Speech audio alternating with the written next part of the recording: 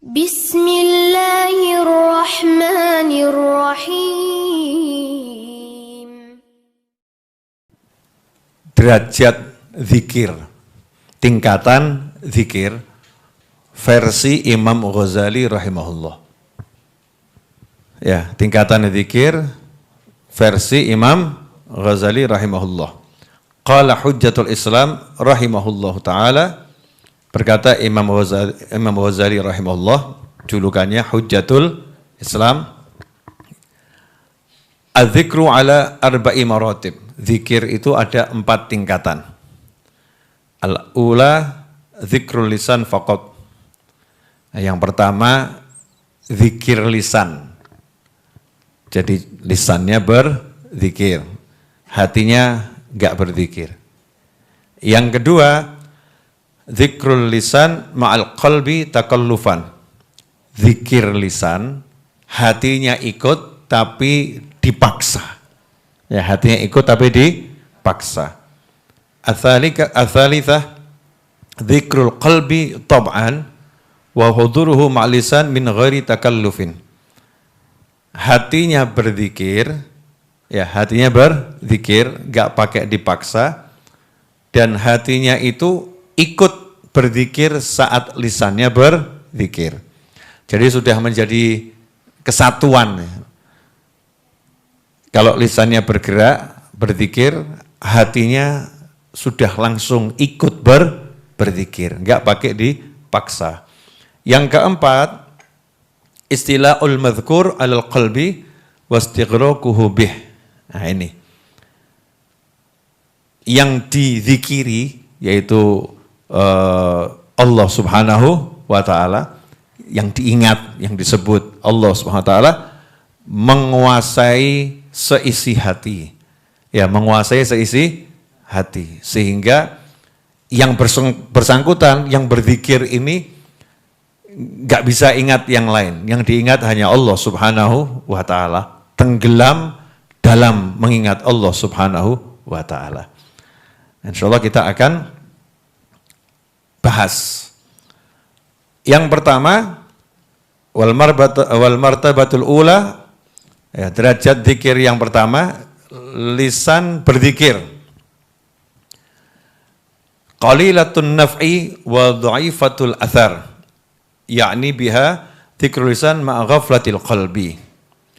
Wala syakka anna dzikrul lisan ma'a ghaflatil qalbi qalilul fa'idah wan nafa' walakinahu khairun min tarki dzikri ra'san. Qila li ba'dil 'arifin inna lanadhkurullah wa la najidu hudhuran faqala ihmadullah alladhi zayyana jarihatan min jawarihikum bi dzikrih yakni bihal lisan. Fayabaghi liman akhadha fi dzikri bilisanih an yatakallafa ihdara qalbih ma'al lisan hatta yasira dzakiran bihi ma jami'an takallufan fi awalil amri thumma la yazalu yuwadhibu ala dhalik hatta yadhuqal qalbu ladzata dzikri wa tashruqu alaihi anwaruh fa inda dzalika yahduru bila takallufin wala ma'unah bal rubbama sara ila halatin la yumkinuhu ma'aha as-sabru an dzikri wal ghaflah anhu. Ya, zikir yang pertama adalah zikir lisan. Jadi lisannya bergerak berzikir, tapi hatinya lupa, hatinya enggak ingat sama sekali. Yang seperti ini manfaatnya kecil, sedikit manfaatnya. Kesan yang ditinggalkan juga sedikit.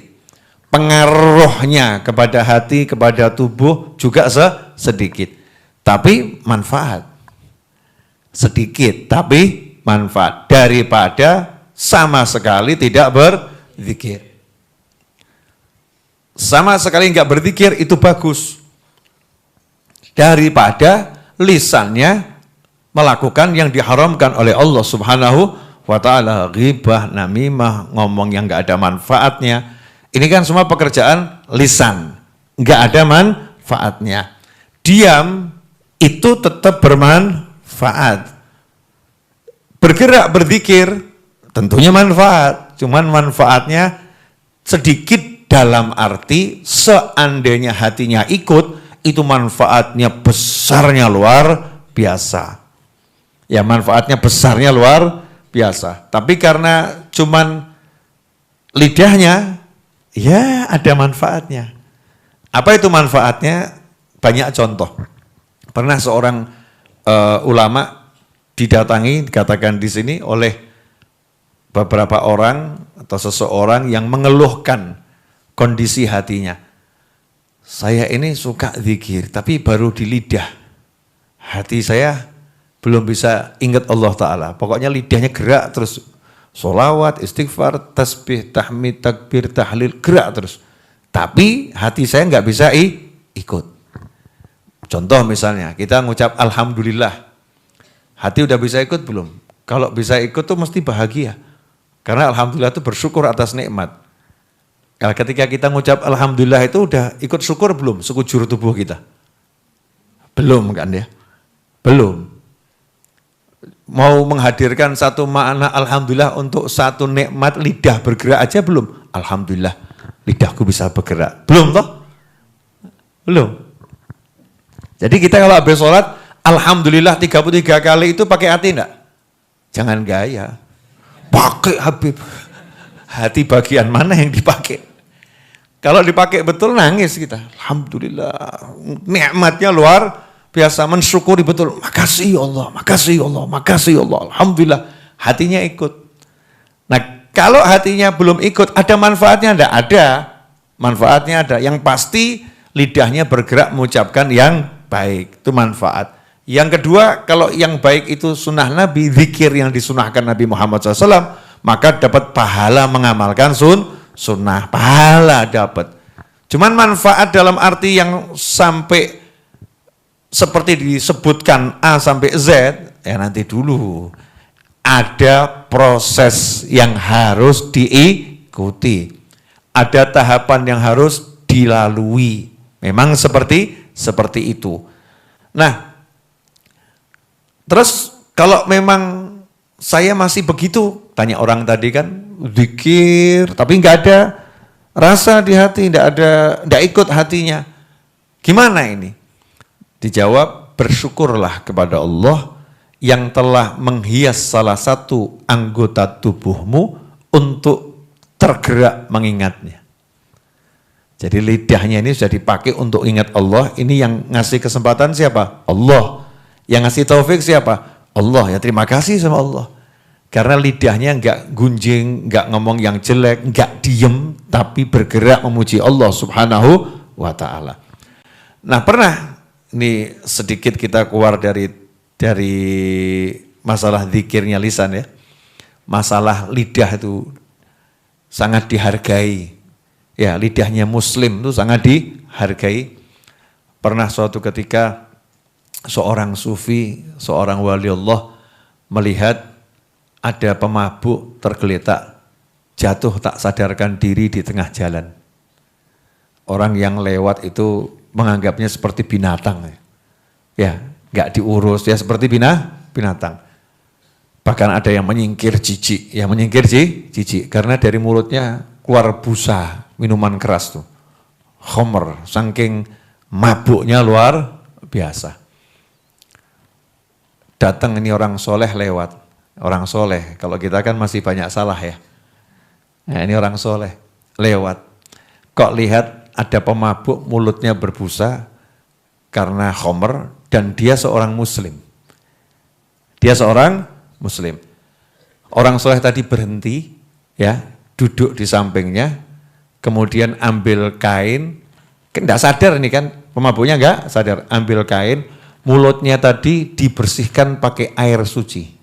Air yang suci dan mensucikan. Karena khomer itu kan najis. Ya, khomernya najis, suci dan mensucikan, dibersihkan. Terus ditanya orang soleh tadi sama orang, kenapa kok mulutnya kamu bersihkan seperti itu?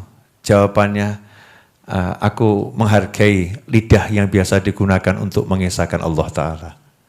Ya, semoga bersih ini mulutnya, kesian lagi kena kotoran, dibersihkan. Dihargai betul. Setelah itu orang solehnya pergi. Sadar ini pemabuknya, ya sadar, sama orang-orang dimaki-maki lagi. Kamu tuh nggak tahu diri. Wah, ngerepoti orang soleh. Maksudnya gimana? tadi itu mulutmu dibasuh sama orang soleh itu. Ini geger nih satu jalan ya. Mulutmu dibasuh sama orang soleh itu. Oh, ceng warasnya tidak dibasuh ya. Ini yang mabuk apa dibasuh sama orang soleh tadi. Dia mau basuh mulut saya. Iya. Mulai hari ini saya tidak mau mabuk lagi. Karena niatnya orang soleh tadi, lidahnya ini biasa gunakan untuk berzikir. Jangan sampai kena benda najis nempel. Nah itu bisa enggak kita menghargai alat yang digunakan untuk berzikir? Jadi kita lihat itu alat untuk mengingat Allah gitu. Alat untuk mengingat Allah. Jadi saya hargai. Saya hargai. Nah seringkali kita enggak, alat-alat yang digunakan untuk mengingat Allah, baik yang utama lidah, kemudian tasbih, ya itu kan alat untuk mengingat Allah Ta'ala. Kita anggap itu biasa. Enggak ada ta'zim, enggak ada pengagungan. Ini kalau kita mengagungkan, makanya yang kita gunakan untuk mengingat Allah lidah ini ya jangan dikotori untuk ghibah, jangan dikotori untuk namimah. Karena ini untuk menyebut Allah Subhanahu wa Ta'ala. Dan zikir lisan ini walaupun kecil manfaatnya, tapi kecilnya itu besar. Ya, kecilnya itu besar. Karena dengan sekedar contoh ya, seseorang mengucapkan ketika ada seorang bapak ngomong sama seorang pria, ya saya bla bla bla bla bla nikahkan kamu dengan bla bla bla bla bla bla gitu ya, dinikahkan. Orang tadi ngomong saya terima, selesai itu. Jadi istrinya kan ya. Artinya sekedar kalimat itu bisa merubah status seseorang. Seseorang mengucapkan 2 kalimat syahadat, walaupun dia pura-pura. Sudah mau dibunuh dalam peperangan gitu ya. Peperangan, kok tiba-tiba dia lepaskan senjatanya, teriak, asyhadu an la ilaha illallah wa asyhadu anna Muhammadur Rasulullah SAW. Gak boleh dilukai. Aku pura-pura. Misal gitu ya, dalam hati begitu ya. Dalam hati aku pura-pura. Aku bohongin kamu. Syariat menghukumi dengan yang zahirnya dia mengucap 2 kalimat syahadat, saya gak boleh mikir yang lain. Berarti dia saudara saya. Selesai. Berarti manfaat atau enggak manfaat? Manfaat. Itu salah satu contoh manfaatnya. Kita mengucapkan subhanakallahumma bihamdika asyhadu an la ilaha illa anta astaghfiruka wa atubu ilaik. Bangun dari duduk baca itu. Hati enggak ikut, lisan bergerak. Manfaat enggak? Manfaat. Dosanya saat duduk diampuni oleh Allah Subhanahu wa Ta'ala. Jadi zikirnya lisan itu manfaat. Bahkan itu kalau ahli-ahli itu loh, motivator itu. Ya, motivator. Makanya kalau Anda lihat IG saya, Habib Novel kan sekarang punya IG lagi ya. Ya, kenapa pakai IG lagi? Banyak akun-akun pakai nama saya tapi bukan saya. Ya, saya nggak apa-apa awalnya. Tapi lama-lama akunnya agak gimana. Ada orang nanya dijawab. Nah, yang nanya akhirnya laporan ke saya, Habib kok jawabannya seperti itu? Hah? Sejak kapan saya jawab? Jadi dikira sama yang nanya itu adalah saya, padahal itu bukan saya dan bukan akun saya. Makanya saya buat akun IG lagi. Ya, saya juga nggak hafal namanya. Novel Al-Idrus apa itu? Coba dicek dulu deh, daripada salah. Ya, tes. Habib Novel Al-Idrus Official. Yang ada officialnya ya, Habib Novel Al-Idrus Official. Itu nanti kalau dilihat, tulisannya di situ bukan ustadz, bukan kiai, tapi motivator. Saya buatnya gitu, motivator. Habib Novel Al-Idrus Official, tapi tulisannya di situ, ya sang motivator, ya motivator. Nah, itu motivator yang benar tuh ya, motivator yang benar. Kan saya motivatoran ya. Nah, motivator yang benar itu salah satu cara yang digunakan untuk memotivasi seseorang, disuruh mengulangi kalimat-kalimat tertentu. Kalau pagi contohnya, saya sukses, saya sukses, saya sukses. Ya, biar sukses. Boleh enggak orang begitu? Ya boleh-boleh saja. Nah kalau dengan mengulangi saya sukses, saya sukses, saya sukses, katanya ada manfaatnya. Masa kamu teriak subhanallah, subhanallah, subhanallah, enggak ada manfaatnya, kan aneh. Paham ya? Jadi zikir lisan itu, walaupun hati enggak ikut, sedikit manfaat itu enggak sedikit, sedikitnya itu banyak.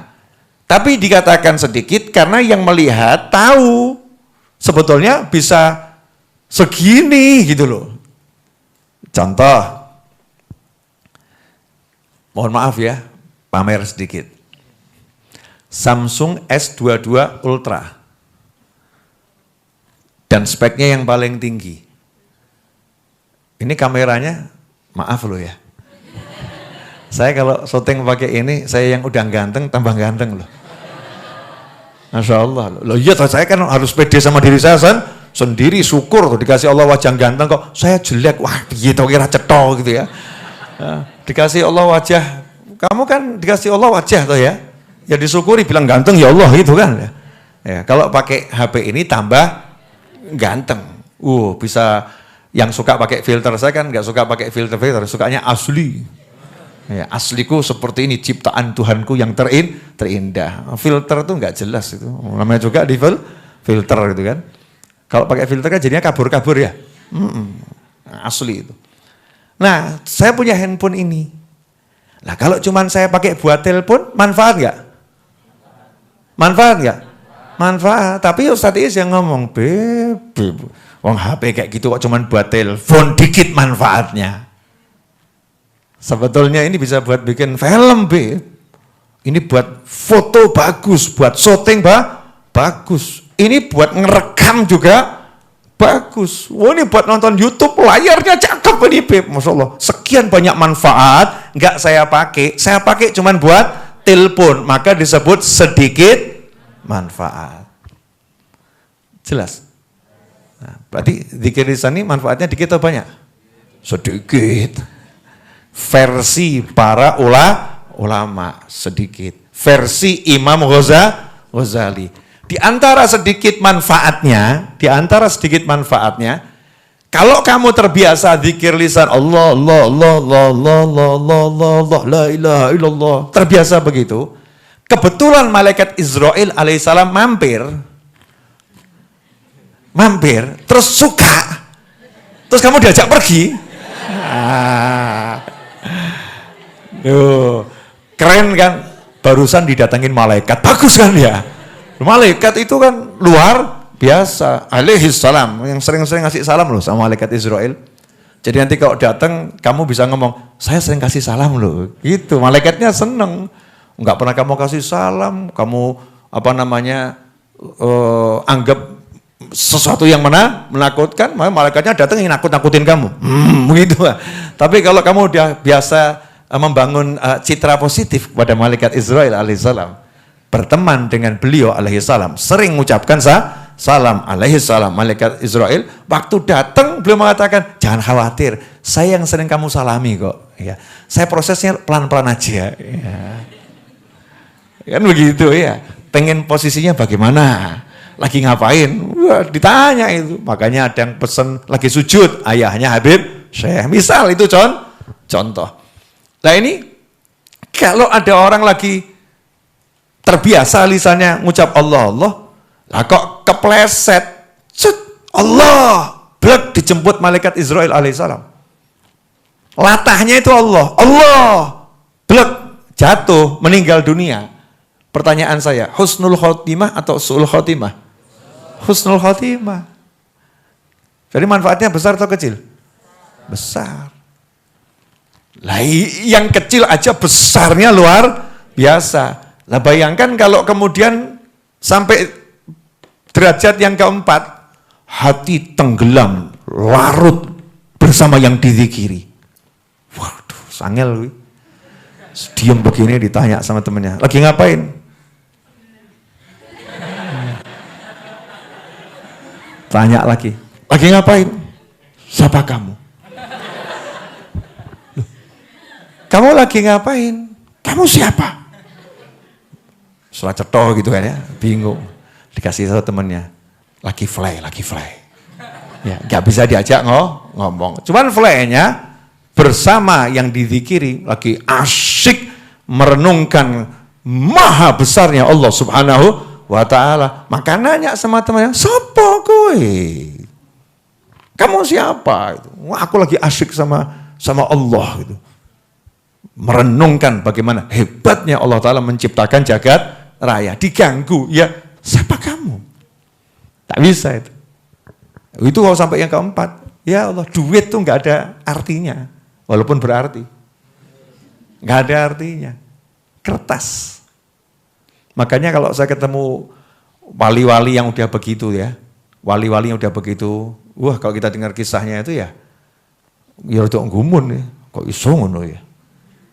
Ya, dulu ada sepupu saya Habib Alwi bin Muhammad Pak Akil Asyahid yang di Tuban yang meninggal tuh ya, itu sepupu saya. Wali Majdub tempo dulu. Itu kalau datang, kamu kasih uang berapapun, uang tuh dilihat beliau kertas. Kertas, jadi bukan uang. Jadi kamu kasih uang misalnya 10 juta ya, dipegang, ketemu orang ya didum-dum. Entek, terus apa? Kertas. Coba kalau kamu 10 juta, Beb. Kertas. Hatinya itu udah Allah bersama dirinya nih dibawa bersama Allah, enggak bersama angka, enggak bersama angka. Kalau saya latihan yang kecil-kecil aja, motor tergores, motor gitu ya. Latihan kecil-kecil, kalau mobil tergores, mobil loh. Lo kan latihan yang kecil-kecil dulu, ya. Latihan dari yang kecil-kecil, biar sampai hatinya jadi kuat. Oh ini aja zikir dari lisan dulu kok. Jangan gaya. Buat saya mobil tuh sekedar mobil. Besok 1 bulan hatinya besok. Ngomong mudah, begitu dipraktekkan ternyata jauh dari kenyataan. Orang harus jujur sama dirinya sendiri biar tahu makomnya. Oh saya masih di sini. Oh saya akan tingkatkan. Oh saya akan perjuangkan sampai satu titik berhasil. Disebutkan tingkatan-tingkatan ini oleh Imam Ghazali biar kita bisa ngukur sampai di mana. Sehingga berjuang, yuk nek kelas yuk gitu. Mosok tingkatannya lisan terus, artinya kemana? Nah zikir lisan ini kalau dibaca terus, Allah, mau tidak mau membekas di hati. Ya mau tidak mau membekas di hati. Tanwiril qulub, menyebabkan hati itu bercahaya. Jadi kalau orang yang udah ikut hatinya zikir, Allah gitu, itu langsung bleng, padang.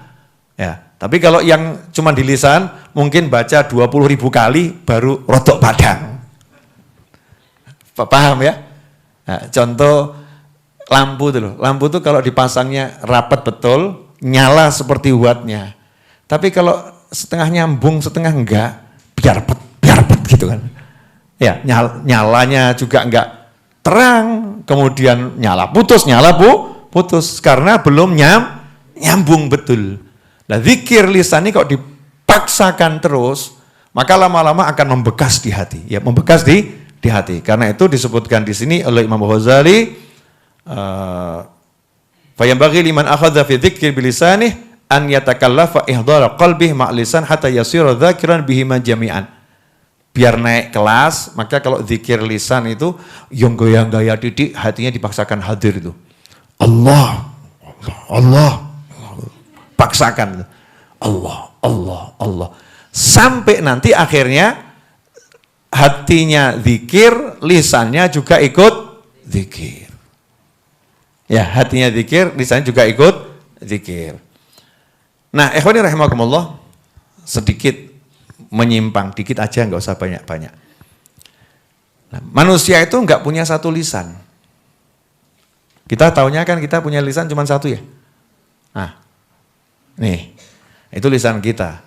Kalau para wali, yadhkurullah bi'alsinah katsirah. Jika kita baca di kitab-kitab, para wali Allah itu kalau berzikir kepada Allah menggunakan semua lidah yang dimiliki. Mulai bahas wah Habib novel khurafat ini. Ngomong aneh-aneh gitu. Sabar, diikuti sampai akhir. Ya, jangan berhenti di sini bingung nanti ya. Lisan cuma satu dibilang kok lisannya banyak. Berzikir bukan dengan satu lisan tapi dengan lisan yang sangat banyak. Nanti dalam literatur yang lain disebutkan berzikir dengan seluruh tubuhnya. Berzikir dengan seluruh tubuhnya. Nah, seperti yang diceritakan ada satu orang soleh mampir ke rumahnya orang soleh. Kemudian istirahat di kamar, malamnya mau tahajud di musolanya, musola kecilnya. Di musola itu ada satu orang, cuman ada satu orang.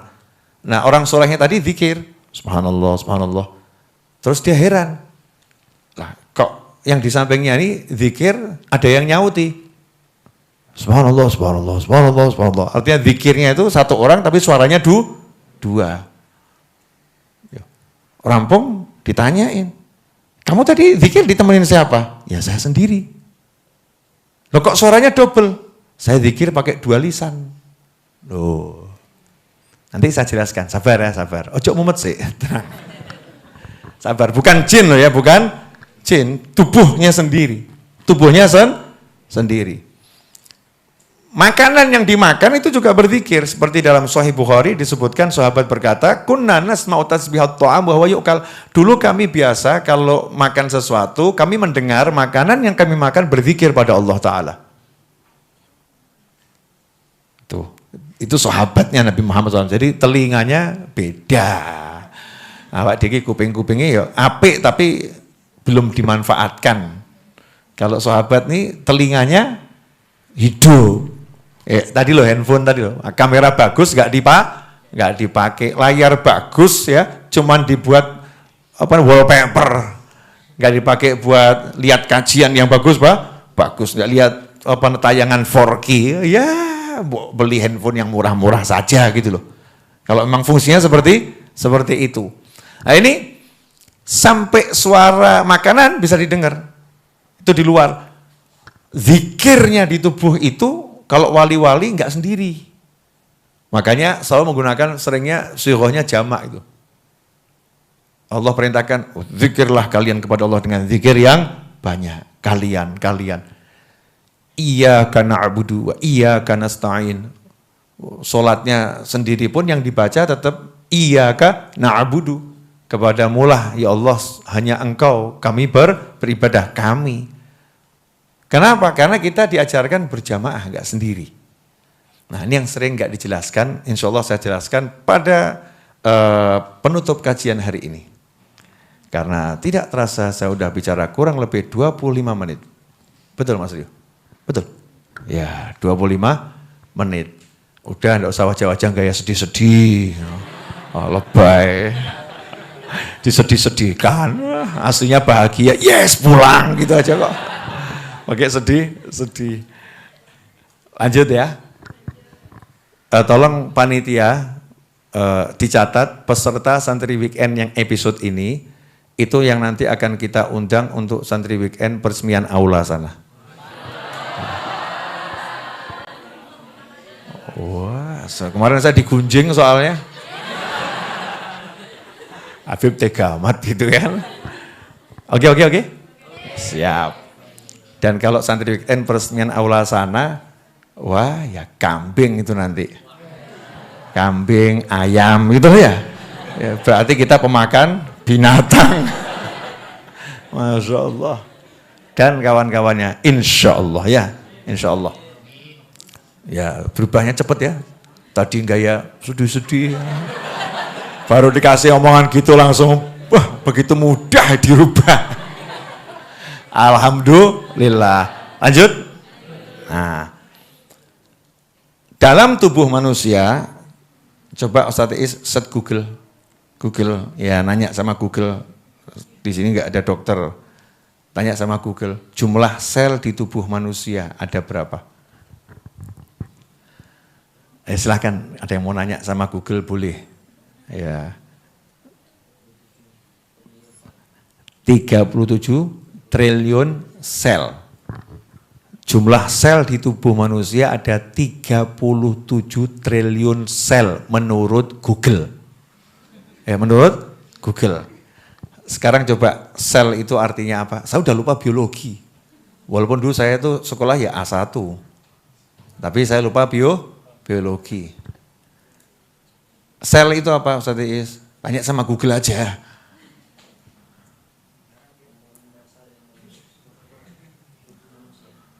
Terus baca lagi.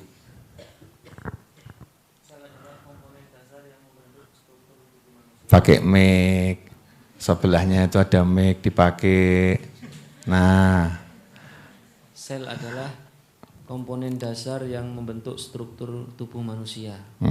Terus. Sel memiliki banyak fungsi, diantaranya menyerap zat gizi dari makanan, mengubah zat gizi menjadi energi, lalu memanfaatkan zat gizi tersebut untuk menjalankan fungsi tubuh. Terus. Udah. Lagi. Google luas.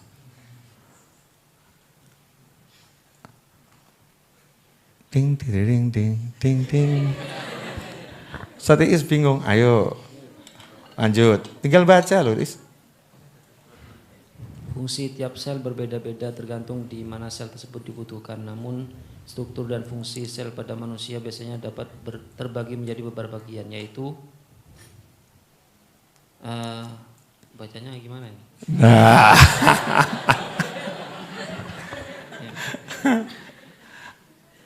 Struktur dan fungsi sel yang pertama ini bacanya Gini aja coba. Sel itu hidup atau mati? Tanya Google. Ayo. Sel itu makhluk hidup atau benda mati? Sabar ya, ini ilmu. Biasanya kalau ketik-ketik cepet loh saat itu. Kalau WA tuh ahli. Gimana Ustadz? Pakai mic.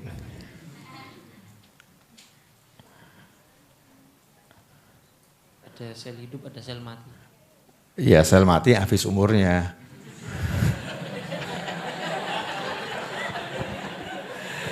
Udah cukup, insyaallah. Intermezzo sedikit biar tidak tegang ya.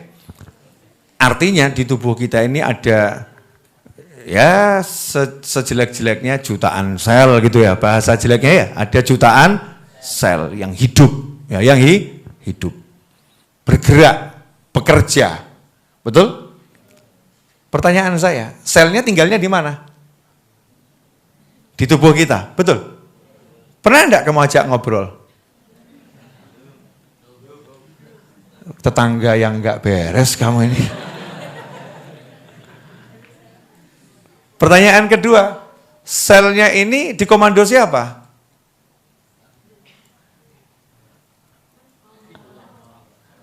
Lah ya kalau gitu kan ya habis, selesai. Matahari ya dikomando Allah, semua dikomando Allah. Artinya ini kan di ranah wilayah kekuasaan yang punya tubuh, betul ya? Tapi dia bekerja seperti jalan sendiri. Seperti jalan sendiri. Kenapa? Padahal Allah sudah perintahkan kullukum mas'ul, kullukum ra'in wa kullukum mas'ul an ra'iyatih. Setiap dari kalian adalah penggembala dan akan ditanya akan gembalaannya. Gembalaan kita ini, sel-sel ini termasuk gembalaan kita ini. Nah, ini selnya pernah diajak zikir enggak? Nah, para wali itu bisa memerintahkan seluruh selnya untuk berzikir bersamanya. Jadi ketika seorang wali Allah mengucapkan Allah, maka sekian juta selnya mengucapkan Allah. Maka jangan samakan satu Allahmu dengan satu Allahnya wali. Karena begitu satu wali mengucapkan Allah, yang di dalam tubuhnya diajak mengucapkan Allah, dan yang di luar tubuhnya diajak mengucapkan Allah. Makanya Allah berkata pada Nabi Dawud alaihissalam, ya jibalu awibi, hei gunung, bukan jabal, jibal, hei gunung-gunung, ikutlah bertasbih bersama Nabi Dawud alaihissalam. Jadi Nabi Dawud kalau berzikir itu bukan cuma yang di dalam, yang di luar semua diajak zikir. Pripun? Makanya itu kalau wali lagi mau pamer, duduk di masjid sila, Allah, tiba-tiba Allah, kamu masuk, apa iki? Banyak jin di sini, bukan jin. Dikeluarkan tuh suara yang ada di tubuhnya. Ini ilmiah ya, ini bukan penjelasan yang gak ilmiah, ini ilmiah. Teknologi kita sekarang belum bisa menjangkau ya, suara sel itu seperti apa, bahasa sel seperti apa, belum bisa menjangkau. Tapi orang-orang ahli biologi udah bisa bahkan mengatur itu selnya. Betul kan? Kode genetik dan lain sebagainya. Udah bisa. Para wali jauh sebelum itu sudah ngobrol sama selnya. Sudah ngobrol sama selnya. Duduk sebentar. Makanya jangan kaget kalau wali-wali itu kadang kalau baca kitab diskusinya enggak sama yang lain. Nanya sama dirinya. Pernah dengar enggak? Pernah tahu enggak gitu? Dapat ilmu enggak? Ya coba tiru gue pengajian silo. Ngapain? Lagi dengerin malaikat. Wah, langsung dicap stres kamu. Ya, suara saya aja kamu nggak denger, nggak ya dengerin malah malaikat. Kamu kok gini ngapain? Lagi cari informasi. Dari mana? Teman-teman malaikat. Kamu dikira gila nanti. Memang betul. Ya. Kita nggak seperti itu, tidak seperti itu. Tapi orang-orang soleh di tataran tertentu, itu berdialog dengan yang ada di tubuhnya. Baik malaikat di kanan, malaikat di kiri, ya, dengan hatinya, dengan selnya. Makanya ada sahabat yang kakinya mau dipotong itu minta digergaji waktu sholat itu ya. Kok bisa nggak terasa itu gimana? Bukan cuma sekedar terbius oleh sholat, tapi ya udah ngomong sama kakinya, joloro lo ya, ojo protes, menengah ya, ojo kakian pola gitu ya. Aku mau sholat. Bisa enggak seperti itu? Oh, bisa. Kamu kalau sakit gigi seperti Mas Kafa itu, sering komplain sakit gigi. Ya, Mas Kafa itu kan lagi giginya lagi protes gitu ya. Giginya lagi protes. Ya, minum obat ini, obat itu. Saya kan pengalaman sakit gigi dulu. Maka sekarang saya enggak mau ngurusin gigi, sak karepmu gitu. Ya, sak karepmu. Insyaallah sehat. Nah, itu gigi ini urat-uratnya bisa diajak ngobrol. Dilus-lus, cukup ya sayang. Nah, diajak ngobrol, pegang-pegang, sebentar. Bisa hilang itu. Karena ini semua makhluk yang hidup. Makhluk yang hidup. Masalahnya kita ini kan tidak pernah peduli sama yang lain. Sombongnya luar biasa, tubuhnya nggak pernah diajak bicara. Nggak pernah diajak bicara. Nggak dianggap ada. Tapi kamu jangan ngomong sendiri loh ya. Kamu lagi apa? Lagi ngobrol sama diri. Stres. Kenapa saya ngomong begini? Biar paham bedanya orang stres sama para wali. Jangan kemudian kamu gaya jadi wali, ternyata kamu stres. Paham ya? Kan sekarang banyak modus-modus gaya, oknum-oknum di drama loh, bukan di kehidupan nyata. Ya di drama mana wallahu a'lam gitu ya. Gaya-gaya. Ya sok-sok begitu. Wah, ada juga yang datang ke saya model begitu. Datang dulu, zaman dulu, sekarang udah kapok semua yang gitu-gitu. Kapok. Datang ke saya, terus lihatnya tuh ke belakang saya. Dia ngomongnya nggak sama saya, mau jualnya ke orang lain. Wah, Habib Novel tuh hebat. Kenapa? Di belakangnya itu banyak malaikat. Yang dia omong juga, ya mana? Bodoh. Nggak perlu Habib Novel. Siapapun manusia, di tubuhnya ada malaikat. Di sekitarnya juga banyak malaikat. Seakan-akan dia mengatakan bisa lihat kan begitu ya. Kamu bisa lihat. Ya, akhirnya nggak nyari Habib Novel, nyari yang ngomong. Paham? Wadah lagi. Habib, Masya Allah, luar biasa. Kenapa? Tadi waktu Habib jalan, saya lihat puluhan ribu malaikat ngawal Habib. Wah, hebat. Saya balas gitu, hebat. Kenapa? Makammu tinggi. Bisa lihat malaikat. Aku saja tidak bisa. Hebat kamu. Jangan tertipu sama yang model begini, begini. Para aulia sholihin itu kalau di tataran tertinggi tadi enggak pernah keluar cerita sama orang, saya lihat ini, saya lihat itu, saya begini begitu, enggak. Ngomong ke satu orang muridnya untuk pelajaran. Dan itu dibukukan dalam tulisan, bukan dalam buku yang edarkan, catatan pribadinya, yang kemudian dibaca keluarganya, disampaikan muridnya, akhirnya sampai ke kita. Alhamdulillah ini ada ilmu yang akhirnya kita dapat informasi. Yang semacam itu. Nah ini zikir lisan, itu nanti hasilnya bisa begitu. Makanya kalau zikir itu ya hadir hatimu tuh. Hudur ma Allah, hati, tubuh hadir sama Allah semuanya. Badannya dikasih tahu, matanya, telinganya, semua. Ayo ngadep Allah. Yuk ngadep Allah. Karena kalau enggak diajak ngadep Allah, ini kadang badan ini enggak mau diajak ngadep Allah. Ini. Ya, pertanyaan penutup. Bentar lagi adzan. Ya, bentar lagi adzan. Saya juga mau siap-siap jadi sopir. Persiapan dulu, stretching dulu ya. Ngolet. Boleh saya nanya? Boleh. Kamu kalau sujud suruh melek atau merem? Kalau sujud, itu sunahnya mata terbuka atau mata terpejam? Terbuka, betul. Kalau terpejam boleh enggak? Boleh. Tapi dianjurkannya terbuka atau terpejam? Terbuka. Ya, kenapa?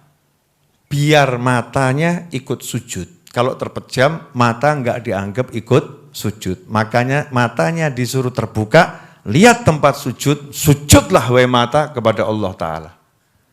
Itu nilainya di situ. Artinya kita disuruh mengkondisikan kalau kamu sujud, ya wajahmu ikut sujud semua gitu loh. Ikut sujud semua. Kenapa? Orang sholat tangannya takbir, suruh angkat tangan Allahu Akbar. Ada kalanya bangun gak angkat tangan. Untuk betul-betul tangan ini dihadirkan. Kapan kamu tangan punya fungsi dalam menghadap Allah Subhanahu wa Ta'ala. Semuanya di-manage. Ya kenapa orang sholat itu enggak cuma duduk saja, ada sedakap selesai ya. Kenapa ada ruku, ada iktidal, sujud dan lain sebagainya. Di antara hikmahnya, agar tubuh ini punya tugas kehadirannya sendiri dalam menghadap Allah Subhanahu wa Ta'ala. Kalau udah terlatih hadir bersama tubuhnya, maka hidupnya akan nikmatnya luar biasa. Contoh.